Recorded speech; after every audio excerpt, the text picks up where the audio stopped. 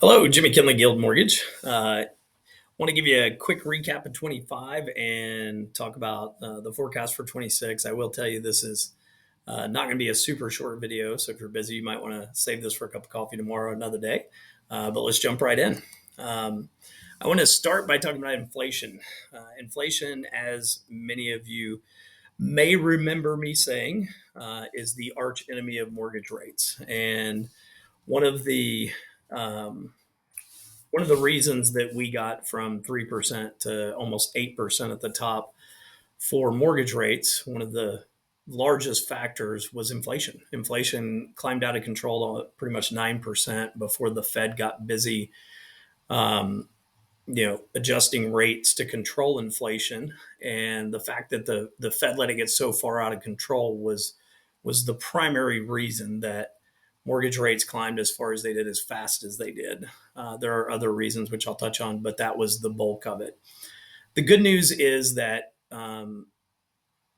inflation numbers, whether it's PCE or CPI, the inflation numbers, the Fed's target is 2%. Anything below 3 is really good. And although that doesn't do you any good for, doesn't do us any good for the fact that, cost rose 9% consistently for a long time. So you would literally need negative inflation of an equivalent amount to get prices back to where they were. That never happens, but the fact that they're not still running is a big deal. And anything again below 3% is going to be good for mortgage rates.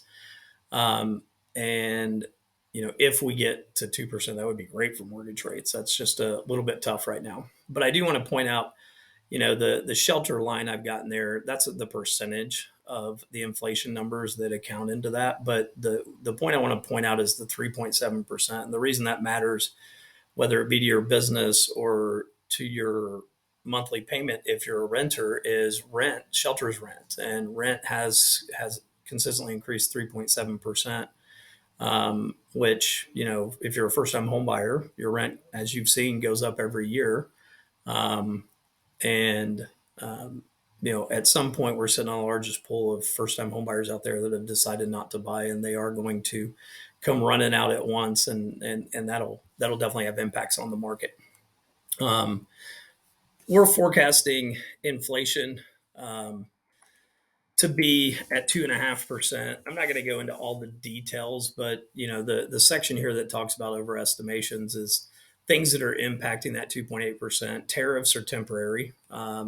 They cause a one-time adjustment to cost, and then they go away. Shelter lag is because rents are really old data by the time they get put into this, and I won't go into portfolio management, but the point is, if you strip out some of these things that are lagging and all that, the actual inflation was closer to 1.9%. But we think the 12-month forecast is going to be floating in the 2.5% range. If that rings true, that'll be really positive for mortgage rates. Um, Labor.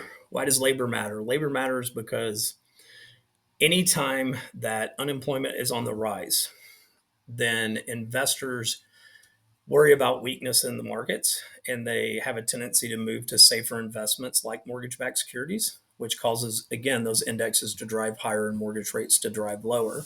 And labor is something that has continued, the unemployment number continues to climb very slowly.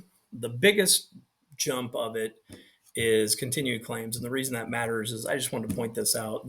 We've seen this trend where a lot of people like to switch jobs consistently to get a better job or a higher paying job. And I think that trend's starting to really cut off, because we're seeing continued claims really start to spike. And what that means is that when somebody leaves their job and goes to find a new job, they're having a much harder time finding another job. So just like to throw that data in there if that's something that matters to you, but it does impact those unemployment numbers. JOLTS is something that we really pay attention to in the mortgage industry because it's a predictor, so somewhat. And this is something I've been talking about for a long time, that even when the unemployment numbers were really good, the JOLTS numbers were trending down. And JOLTS is the job openings. These are job openings that companies are posting for new jobs, and that continued decline means that it's very likely the continued unemployment numbers will continue to rise, because if companies are declining in job openings, then there's less jobs out there to get, and obviously that contributes to unemployment. Unfortunately, I think AI is going to have a continued impact on this, maybe more so as things move forward, but that's a subject for a whole different conversation. I want to point out the ADP payroll numbers. ADP is the largest payroll company in the nation, and I really want you to focus in on that last like 7 months, and you'll notice that there were 4 of those months that got negative, meaning that there was there was job losses. The economy was not adding jobs at all; it was losing jobs. And that trend recently is one of the reasons that mortgage rates have been coming down. Now, the BLS numbers, you'll notice, looks the same. The BLS, again, is the jobs report that comes out from the government. And I don't know why they can't get this squared away, but we continue to see BLS jobs numbers that are well overestimated. Um, I'll go into some detail here. Um, and you may remember me mentioning this in the video a year ago if you watch it, but the the BLS headline number is the big number that drives markets. And when this number comes out, there's an estimation of what it will be. And when that estimation is the economy added way more jobs than was anticipated, that causes investors to sell off things like mortgage backed securities and move into the stock market because they think the market's going to move up because jobs are through the roof. Um, the BLS chair or president, whatever they are, was fired earlier in the year, and we hoped that they would get it all figured out after that. But unfortunately, that trend continues. To put it into perspective, the BLS report initial claims showed that they added 1.92 million jobs last year. The reality, now that we're into the new year, and we can see the actual data, was there was 420,000 jobs added, which is off by 78%, which is unacceptable. Nobody can seem to give us clear reason why. The unfortunate part is that that drives markets. And the final numbers, the reason there's an initial and a final is because they put out the initial number, which is what the jobs market or what the investor market responds to, and then they revise it the next month. And even the revisions were off by 73%. So, the big picture is that the reason we're seeing, even though the BLS jobs numbers, especially um, earlier on in the year last year and at the end of the year before, the reason that was such a hard thing is every time we got rates going down, this BLS number would cause that trend to go from here and spike up. And it would take sometimes a month and a half to make up what we lose in a matter of days. That is still happening when the BLS jobs reports come out, but the trend is way smaller.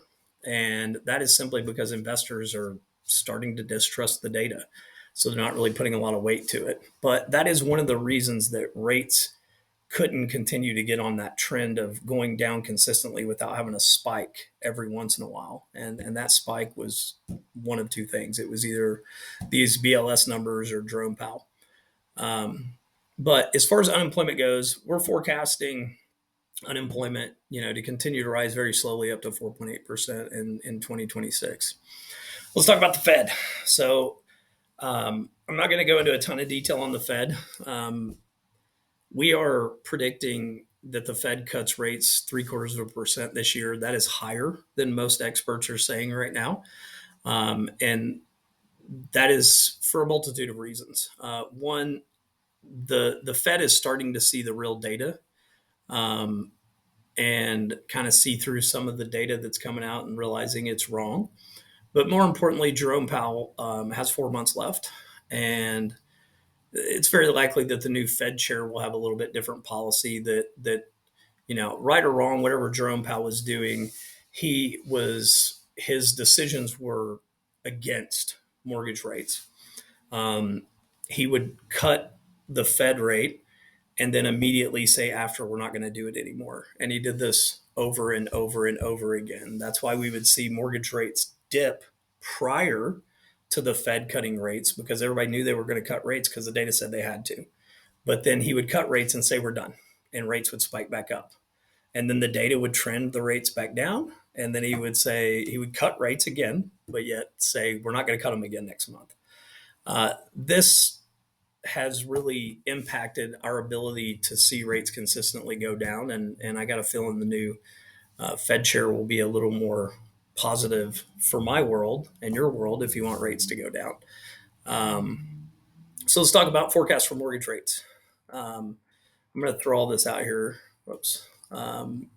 Just so you can see it, I'm not going to go into a ton of detail. The Treasury and the spread is what creates the 30-year fixed rates. But we're predicting rates, to get down in the 5.7 range, about a 0.5% drop this year.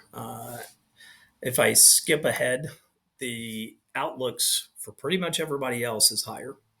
I want to point out that I spent a bunch of money to get data from the MBS Highway because the gentleman that runs it has received the Crystal Ball Award year after year after year for being extremely accurate in their predictions every year.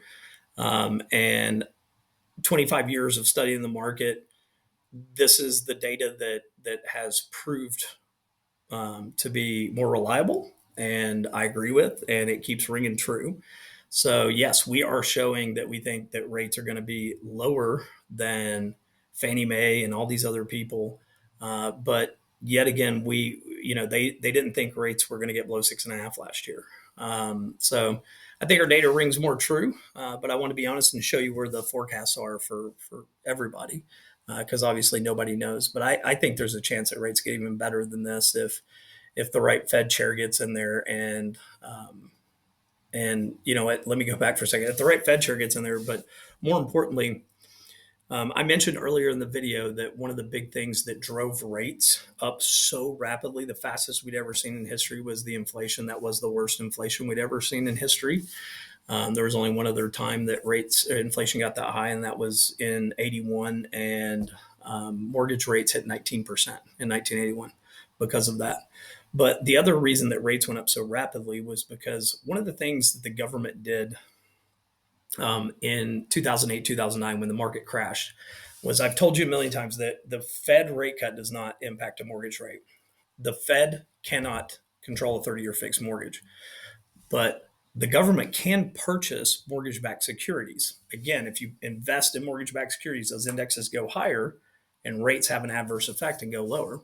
One of the things that the government did after 08, 09 was they purchased mortgage-backed securities to run the index higher and force mortgage rates down. The ironic part is they were actually making money off that investment. I assume it's one of the only things we did in the bailout that made money. But when inflation got out of control, we had a double whammy happen that nobody ever talked about. But I want to throw this in here and make sure you understand how important this is. So the government started selling mortgage-backed securities because they could sell off mortgage-backed securities to fund programs that they didn't have money for. And we had this inflation number causing mortgage-backed securities investors to feel super uncomfortable and sell off because they saw the indexes going down and their investment was getting worth less and less. Then you add in the government selling off the investment. Imagine you have Apple stock and the government owns a ton of it. And all of a sudden they start selling Apple stock. You're like, well, the government's a big investor, so they sell. I should be selling because that index is going to shoot down. That was the double whammy that caused rates to skyrocket all at once. One of the things the current administration has said they're going to do, and it looks like they will, but I got to see it first, is they're starting to purchase mortgage-backed securities. And when they do that, they cause those indexes to cruise higher. Whether other investors invest or not, they can force that index higher by investing in mortgage-backed securities, which causes rates to go down. But it also has another effect, which is if you're a typical investor, and back to my Apple stock scenario, if you find out that, the government or Warren Buffett's going to invest in something, that may entice you to invest in it. Therefore, that's more and more investments causing that index to rise higher and higher, which push rates lower and lower. So I think if some of these things, if we get a Fed chair that's aligned and doing things in a certain way, and we get, the government starting to purchase mortgage-backed securities, I think the numbers could get better than this. Real estate forecast. I put a little supply chart for housing starts in here because one of the things people always ask me is how come property values won't go back down when the market cools off after these huge runs. And I truly believe that one of the reasons for that is that when the market's hot, new constructions are through the roof. They go, go, go, go, go, go, go. And when the market cools off, the builders slow down, keeping those inventory levels as even as possible to keep their profit margins up, which is their business model. It makes sense. So I just want to point that out. I'm not going to go into too much detail, but this one I want to really focus on, especially if you're a first time homebuyer that's been renting and you're thinking about getting into home ownership. Um, the blue line on here is mortgage rates. I'm sorry, the dark blue line is mortgage rates, and the light blue line is pending home sales. And you will notice a direct effect to every time rates dip, pending home sales spike. And this is not something you can see coming. This is something that just happens. So let's say rates go from 6 1/8 to 5 1/4. At some point along that line, the light blue spike goes off the chart, and that's what creates huge competition and huge appreciation. And if I were to put those spikes of pending home sales on a chart with appreciation, you would see the direct correlation between competition in the market and appreciation.